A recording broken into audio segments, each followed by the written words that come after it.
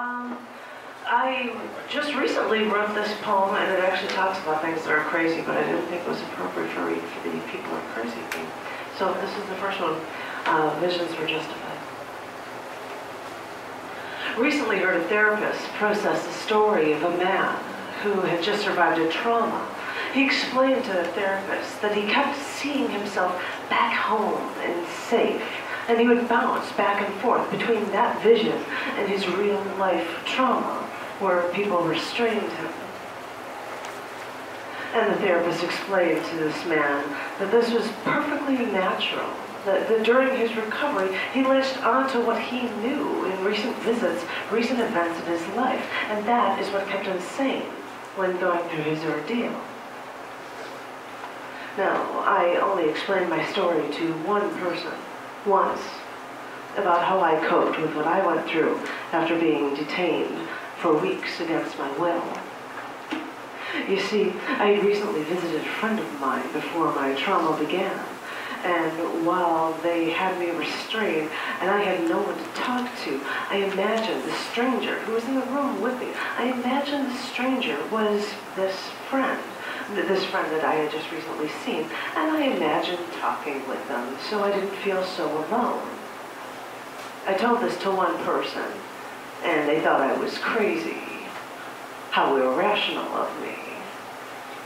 This is what I get for telling people what I go through. Because looking back, I know it was my way to stay sane. It didn't hurt anyone, and it helped me heal. I knew what was right and what was wrong. And it's nice to hear a therapist somewhere say that what I did was normal. This is what I needed to do.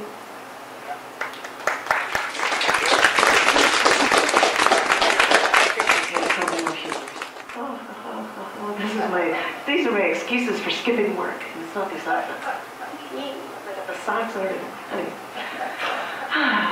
With an insane work schedule and how you could never miss a deadline, I never took sick days off.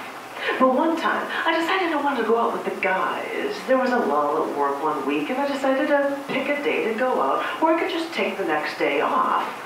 I had to make sure it didn't look like I was taking the day off for a long weekend, so it couldn't be on a Monday or a Friday. I thought for a second, hey, let's go out on a Tuesday night, and I'll just take a sick day Wednesday. No one will think I was playing hooky if I call in sick in the middle of the week. So Tuesday night came, and we went out, drank a ton, and at one point I was walking down the street with my arms over the shoulders of two men, and we were walking in stride, laughing. But I think one of the guys stepped in my path, so my right foot landed on his and twisted my ankle, and down I went. Well, my guy friend saw me, and he turned around, he sat down, saying, okay, I guess this is a good place to sit down. But no, he didn't understand. I was actually in pain. It was like I had fallen and I couldn't get up. These guys were my neighbors, so we went home, and they helped me into my apartment door. 15 minutes later, I had to call my neighbors, who had my key, and I asked someone to get ice for my ankle. When my neighbor came over, he swore my ankle was swollen with a welt the size of a baseball. Good thing I happen to have gauze and crutches. Because, yeah, I took that next day off. I couldn't really walk. And I hobbled into work Thursday. My supervisor came into my office. I thought you were just playing hooky yesterday, he said. Well, of course I wasn't, I said. And all the way down the sprained ankle, it was like no one knew the wiser. And like I was one of the boys, it was cool to have so much fun on schedule for us on a Tuesday night.